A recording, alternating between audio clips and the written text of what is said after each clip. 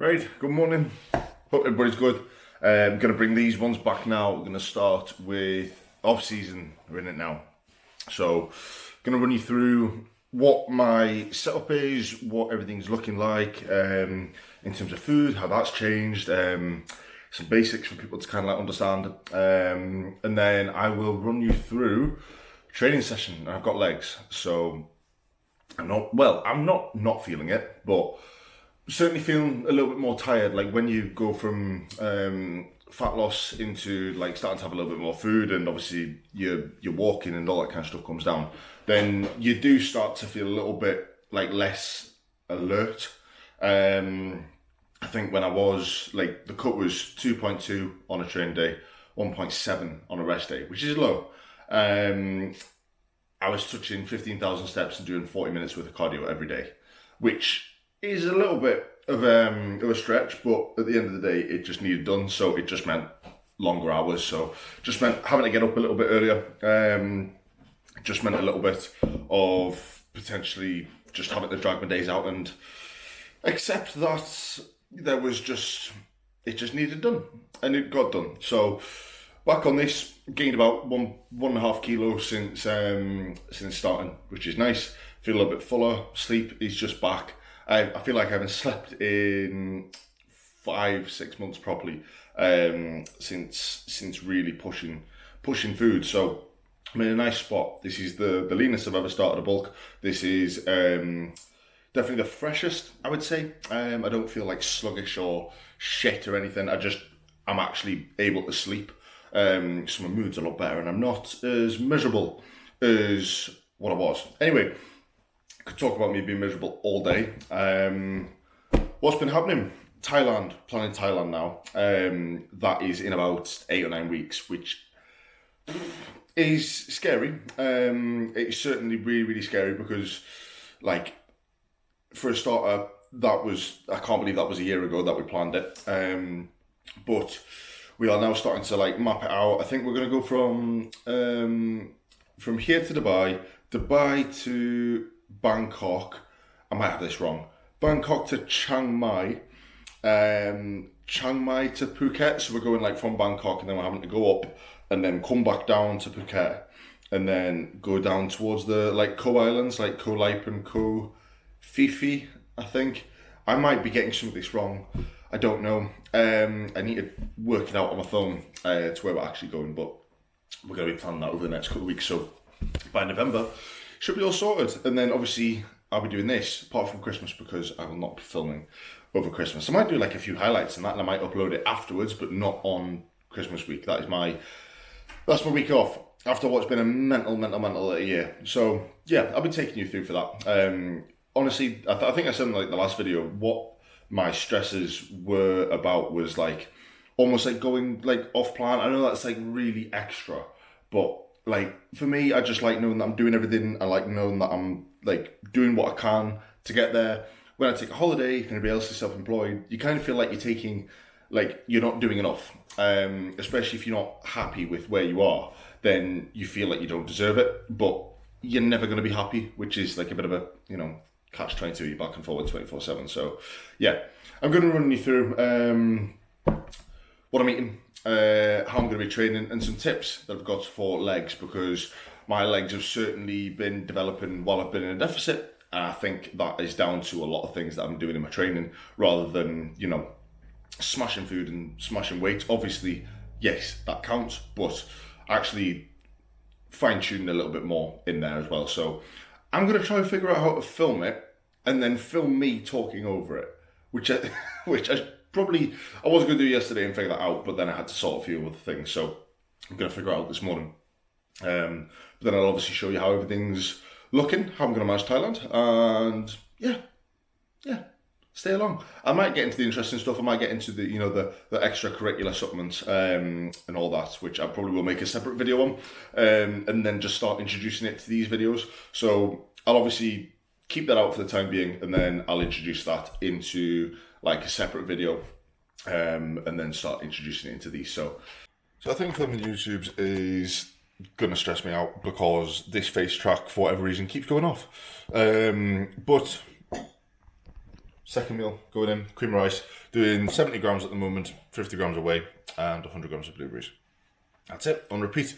Tastes nice. I still don't understand how people don't like it. I genuinely think you're making it wrong, because there's about a million different flavours. I've also heard you can't train without it, so... But yeah, I feel a bit sluggish this morning. I feel really, really off. I don't know if it's the fact that this country is just shit for weather and you just start picking up on just feeling miserable, like, whereas if it was sunny you'd probably feel a little bit better. But yeah, I'm going to run through today's leg session, and off season at the moment. So now calories are at 2,800 on a training day and 2,500 on a rest day. All that's happened really is just added 50 grams of jasmine rice to every chicken meal, and then on a training day, there's 300 grams of potatoes with my last meal, and then on a rest day, there's 250 grams. So there's not really that much of a change, but it does bulk out a fair bit, and it is a lot better. So protein, 250, carbs, 336-ish, and then fats, 44 today. So nice and easy. And then legs will be hamstring curl, leg extension, hack squat, leg press, hip press, adductor, and calf raises. I've got me, I don't know how to describe them, Virgin shoes. I think that's the best way to describe them. I've got my Virgin shoes, the one with like the raised platform that I did when I went to Viking Gym, because my mobility is shit. But yeah, that's how we're setting up for the minute. Honestly, nothing much has changed. Nothing much has changed. There's rice in meals, and I feel better apart from today where I feel fucking miserable. That is it. That is literally it. But I still think that there's going to be a little bit of benefit to potentially some people watching that can kind of how to kind of come out of from fat loss into gaining tissue, and what potentially what not to do when you start gaining tissue. I mean, I know I'm not the best advocate of it. I think it would hold a little bit more weight if I was 115 kilos shredded out of my mind, but I'm not. So, but that will happen. It's just going to take a good 4 or 5 years.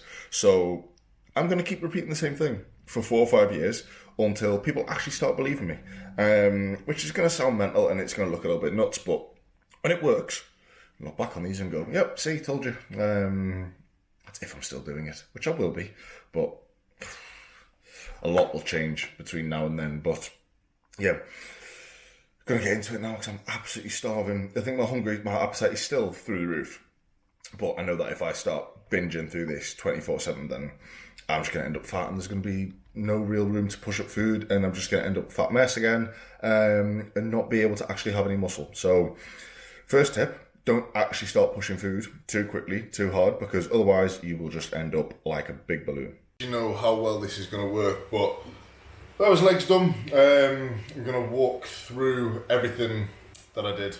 I'm going to put the clip just up here, and I realised the face track's on, which is a bit annoying, and I don't know how to turn it off, so we're going to try and fit it in roughly. I reckon it's got enough room, roughly around about there, but we're going to go through everything. So today was a quad focus day where, again, it is literally, well, there's one hamstring thing in there, but it's all focusing on quads, and then Saturday I'll do kind of the opposite, but still with a little bit more quads in compared to the amount of hamstrings I've got on a quad day, if that makes sense. So first thing that I do is obviously I stretch off a little bit because I'm the tightest man in existence and my flexibility is really, really poor. So start off with a seated leg curl. Now I've filmed all of my top sets, and then so I work on a top set, back off set method. So instead of doing like 3 straight sets of 8 to 12 or 3 sets of 12 to 15, for the majority of things I do 1 set at a lower rep range and then 1 set at a higher rep range.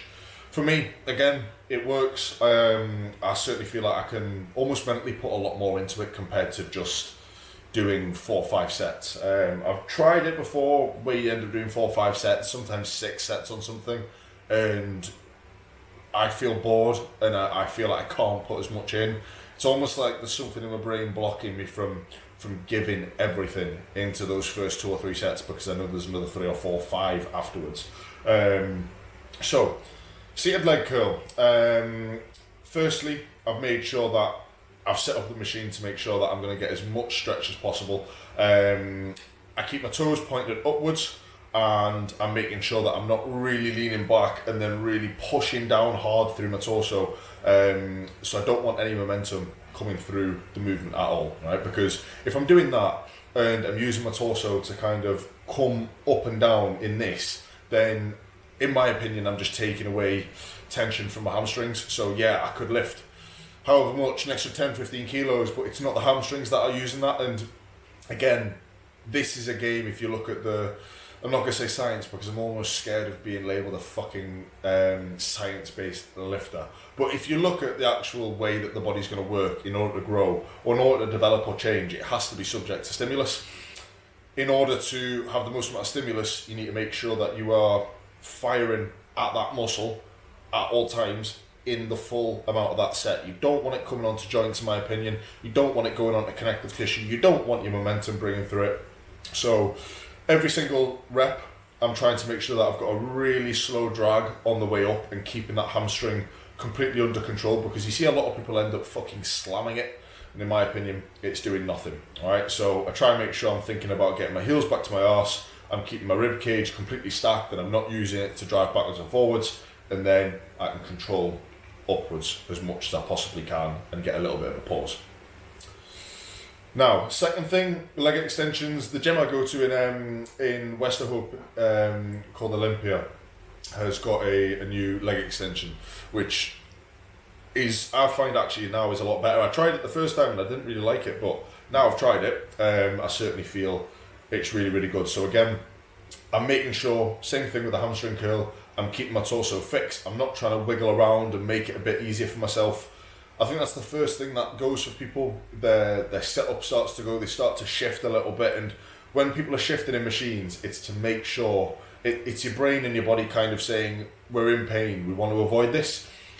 You need to stick at it, because you trying to move and put tension elsewhere is taking tension away from where you want it to fucking hurt. And when I say hurt, I don't mean like pain, I mean like obviously training pain, not joint pain. Nice slow stretch and keep my feet again pointed upwards. I'm not trying to have them like relaxed.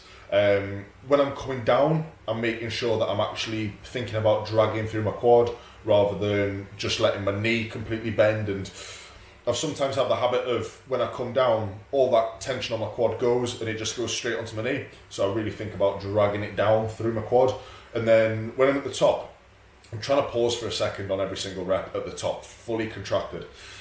You're not going to be able to contract your quads the same way on another exercise like you would on the leg extension, right? Because you can fully flex through your quad and you can fully extend that kneecap joint.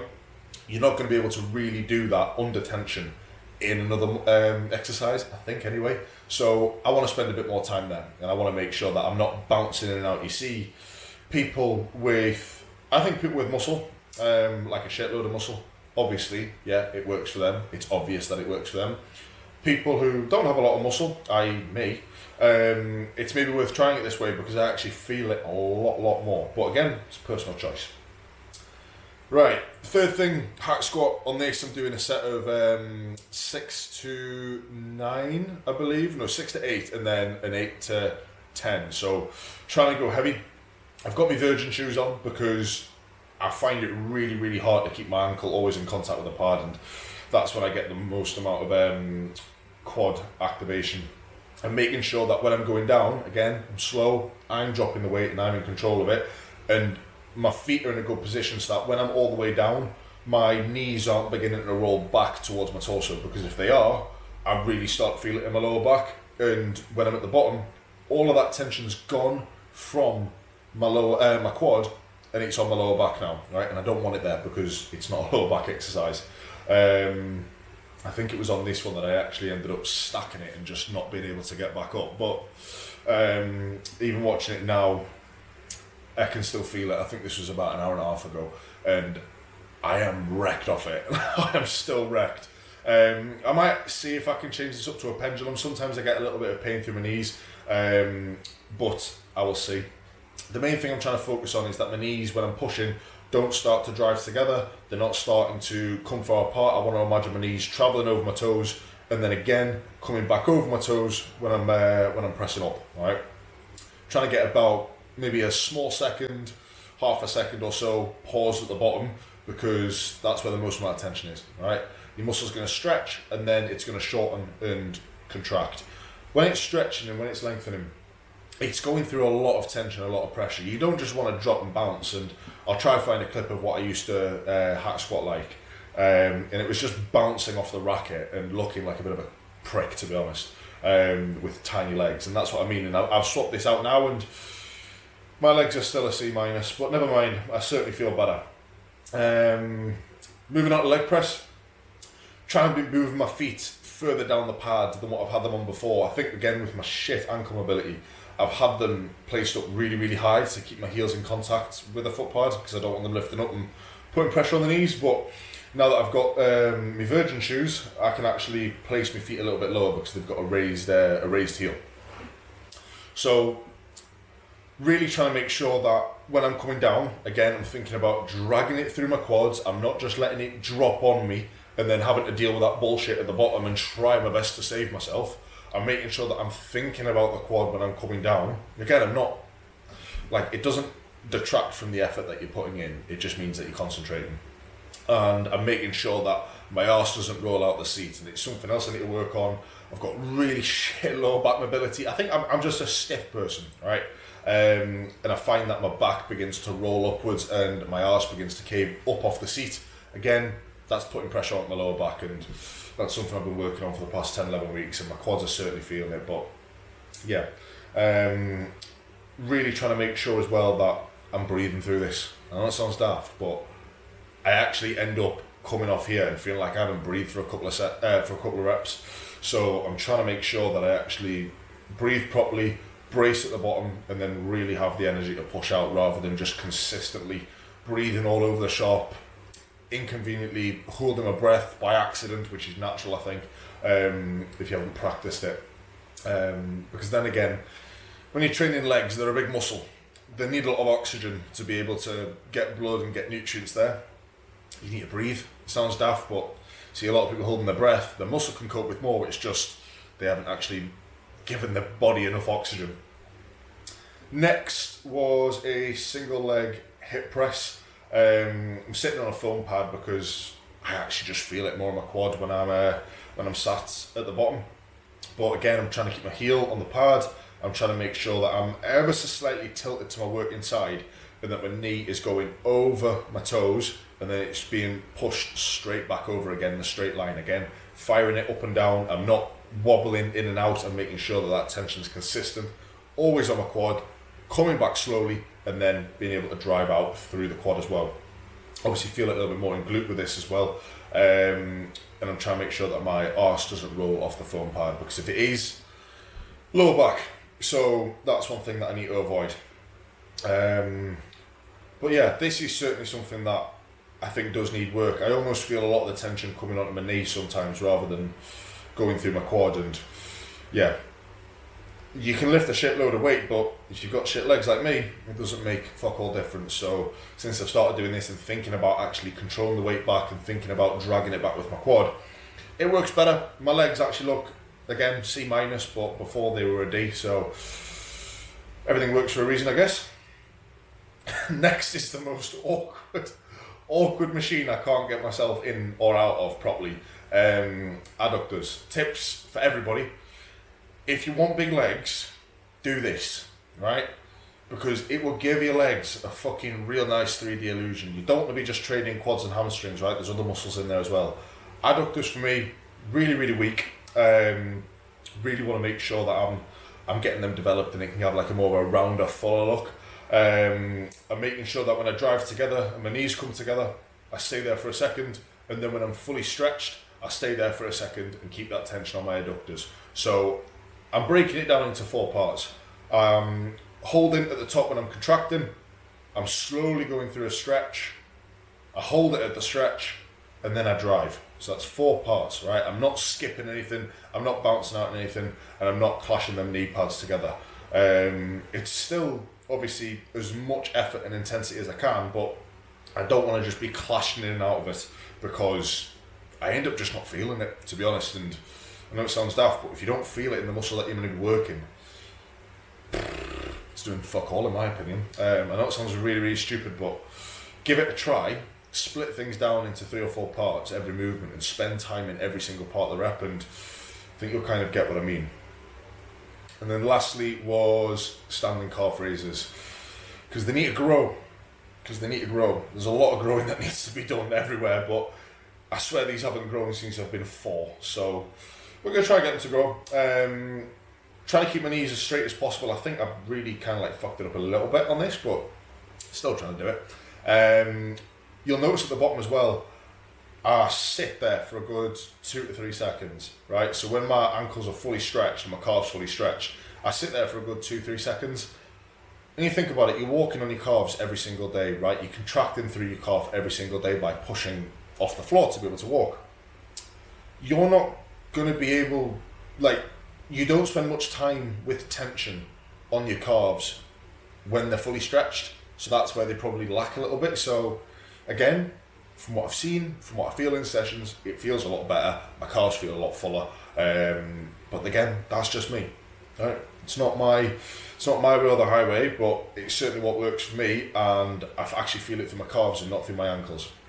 Because a lot of people just bounce up and down on this. Again, if you've got big calves, you've got the right. Do you know what I mean? No one's going to question you. And if they do, they're a fucking idiot. But for the likes of me, this works. Certainly something that potentially I think when people start training, they should really do this type of training in terms of, when I say type, I mean really focus on breaking things down into parts, because you're in it for the long game. You're in it to get the most out of it. And unfortunately, to get the most out of it, you're going to have to be in the game for a long time. And I've been doing it properly for a good 4 years now. And then before that, I was doing it for another, how old was I then? 19, 4 years ago. So I would say again, another 4 years before that, I was just training for the sake of training and doing it because I wanted to, and do it because everybody else did it. And now it's certainly something that needs fixing up. There's a lot of things that work from body and there's a lot of things that don't. But I would say for anybody who's starting, go slow. To the lads who ask, what do you bench? Nobody gives a fuck. And nobody with a big chest asks, how much do you bench? Because they probably know that it doesn't really matter. It's all tension, it's all stimulus. You are trying to get your body to adapt through change that you're putting your body through stimulus. It needs to be under enough pressure and enough stress to warrant a change. And for me, this way works, and I feel a lot less joint pain in my sessions and away from the gym. So that's what works for me. I'm going to crack on with a little bit more now and start a bit more editing, because it's mainly like a content day today. And then I will run you through how my off seasons are looking and what I need to fix up with and all the extra bits, all the good stuff that probably some people don't talk about. But yeah, we're going to talk about it, and I'll make a separate video on some of the things later on. Right, off season breakdown. I've just done a little bit of work the past few hours. I'm going to go on a walk, so I'm going to lay out everything and how it's changed from dieting, because it's not the fun stuff anymore. Well, it is the fun stuff. This is the stuff, obviously, that I was going to say it's a little bit more manageable, but I feel like it actually is going to be a little bit harder than what I expected. I'm also going to move because I realise how white I look in that light, and the lighting's a bit shit. So I'm going to put face track lost, real standard, back in the room. Subject lost. Come on, work, please. There we go. No, I'm still in frame. So what I was on was 15,000 steps. Now we're on 10. I was on 40 minutes of cardio 7 days a week. Now I'm on 20 minutes of cardio 3 times a week. Okay? I haven't spoken to anybody all day, right? Not in person, so speech is a little bit slow. Workouts are still exactly the same. Like, they don't need to, in my opinion, they don't need to change too much. Find what you enjoy, do it. Do it until you can't.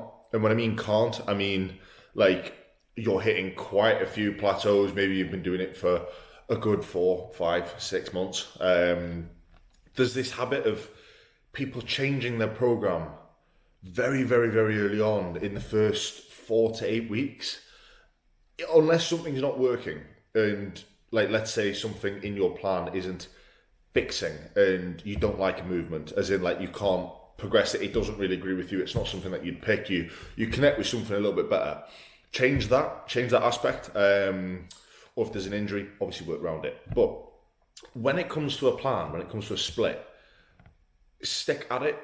Like a lot of gyms actually do these 4-week plans, change it up, 4-week plans, change it up. You're not going to get better on that, right? And that's not going to change the way that you look unless you've never done it before and now you've joined and now you're doing it, and that's the only change that you've had, gone from not doing something to now doing it, okay?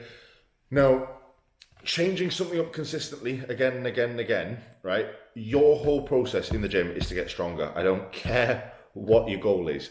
Your whole and sole focus in there is to get stronger. Fat loss, get stronger. Aim to get stronger. If you're maintaining and you just want to change your body composition a little bit, like you don't really know what you're doing, you just want to kind of like go in and get the health benefits, get stronger. You want to gain muscle, get stronger, all right?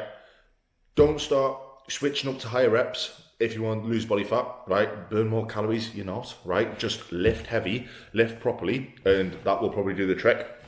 High reps are not bad, it's just there's a time and a place for them, and not just when you go into fat loss. Like, I think it was natural that people would put into categories, these are the reps for building muscle, these are the reps for strength, these are the reps for this.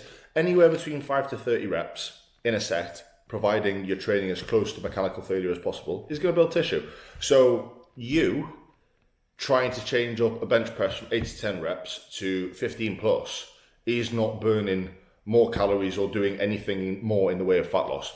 You want to preserve that muscle tissue that you've built when you have been in an off season, or you've been bulking or main gaining, or whatever virgin phrase is kind of out there. But you want to do that. I'm going to put this face track on now because I realise I'm going to move quite a bit. But you do want to keep things fairly stable. Nothing much is going to change in it. Find something you enjoy, do it. On repeat all the time. Don't start adding sessions in. Don't start cutting sessions out, providing it can be avoided. If you find yourself cutting sessions out because you're restricted on time, then that's a sign that you need to just pull back, right? So for me, I've got a 5-day split. Push, pull, legs, rest, upper, lower, rest, all right? Weekly split, all right? So it's not 2 days on, 1 day off. It is...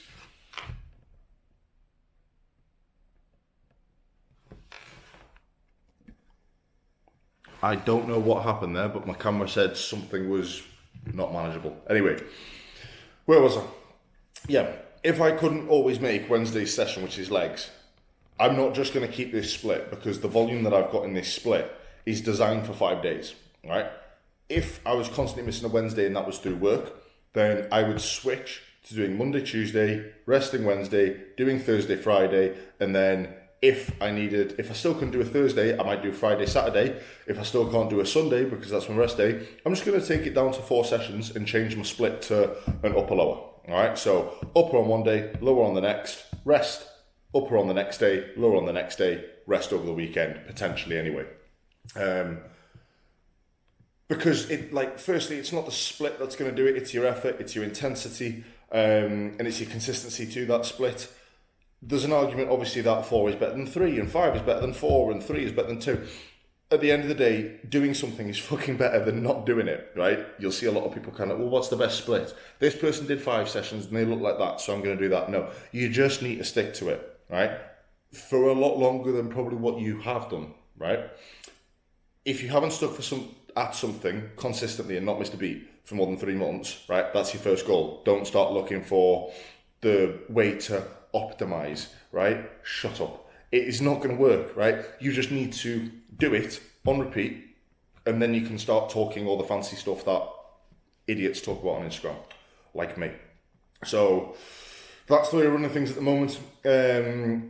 Creamy rice, pre-workout, obviously intro workout, creamy rice, post-workout, chicken breast, jasmine rice, veg and avocado, repeat, and then minced potatoes, mixed veg, and then Greek yogurt, almond butter, and some berries at the end of the day. all right? But I have been having them berries in the morning because I push my training back later so I can get a good chunk of work done before I go to the gym, rather than going first thing, because I feel like when I've got 2 meals in me and I've got more work done, I feel a little bit more refreshed, I feel a bit more relaxed, because I can't really go if I feel like there's a lot on my mind. I'd rather just get that stuff done and then be able to go later. And that's it. We're going to run this for, obviously now's October, we're going to run this for October, November, December, January, and I think February is planned. That's how much we've got planned for the time being, and we'll see where we're at. Providing everything keeps tight, I'm not going to have to pull back. The game is not to gain weight, the game is to gain tissue, right? So if my rate of gain is starting to get very, very quick, let's say it's 1.5 kilos every single week, then for me at my size, that's certainly far too much. So it just needs to be moderated over a prolonged period of time. Yes, it may go up. Yes, it may go down. Like today, it stayed the same. Am I chucking more food in to compensate? No, right? Because it's not that linear, right? Yes, zoom out over 12 months, yeah, it looks pretty straight on. But when you zoom in day by day, it's fucking doing that all the time, right? And I'm going to make a video on how to know if you're actually making progress in the short term, rather than just, winging it and getting the inkling to change something or not. And that's what we're going to do. So, supplement wise, this is fairly, well, it's not extensive, but it's decent at the moment. Creatine is 10 grams every single day. I take 5 grams in the morning when I wake up, and then 5 grams pre-workout. Omega-3, that is at 10,000 milligram daily. I just split that morning and evening. That was just due off the back of some blood results where my HDL was a little bit lower. I think it's about 0.96 and it needs to be over 1. So we've just pumped that up a little bit. It started at 8,000 milligram and now it's 10. Vitamin C, 4,000 milligrams, first thing in the morning. Vitamin D3, K2, 10,000 every single morning. So that's just 2 tablets of what I've got. I don't have organ defense, but I've got cycle support, and I take 1 serving of that in the morning, 1 serving that in the evening. Then I have glutamine. I take 10 grams of that in the morning, 10 grams of that pre-work. Right, for some reason it died on me. I've went for a walk, charged it, been away for about an hour, and it's got 7%. So I feel like this is going to lead to a lot of problems already, but never mind. Anyway, I think it was on supplements. I'm pretty sure I mentioned glutamine, which is 10 grams pre and 10 grams first thing in the morning. And that's it. That's how everything's going to stay. Obviously, supplements will depend on blood work. Oh, and I have 1.2 milligram, 1.2 K, 1,200 milligrams of red krill oil in the morning and red krill oil in the evening. So now I've got the setup out of the way. We're going to be doing updates. Currently setting about 213, 214 pounds.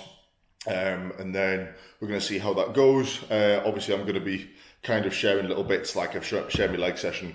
But probably going to share little bits on food. Probably going to share how I manage it, what I look for. One key part of this is keep my digestion stable. If your digestion's not stable, then you're not using the food, okay? You can eat whatever fucking food you want. I've done it in the past where you'll eat a shitload of food in off-season or bulk, and then you'll end up just bloating and getting fat, whereas that's just going to serve you no benefit. Anybody can shovel 4, 5, 6,000 calories in, but your body being able to use them and then being of whole foods, rice, chicken, I know, beef, salmon, tuna, sweet potato, all that kind of stuff. Being able to shovel in a decent amount of food with that, and I have about 6 litres of water a day. You have to be able to consistently move that, all right? You have to have that food and have the body putting it to good use. If the body's not putting it to good use, it's going to sit there. You're going to spend half of your day on the toilet. You're going to spend half of your day feeling tired. You don't want that. You want to stay as high in energy as possible for as long as possible with good digestion. So I'm going to leave it there because it looks like it's about to die again. So I'll do an update on the next one, see how next week's going. But until then, I'll catch you in the next one. I think I said that about 5 times. I'll catch you in the next one anyway. Yeah, we're going to end it like that. Sweet.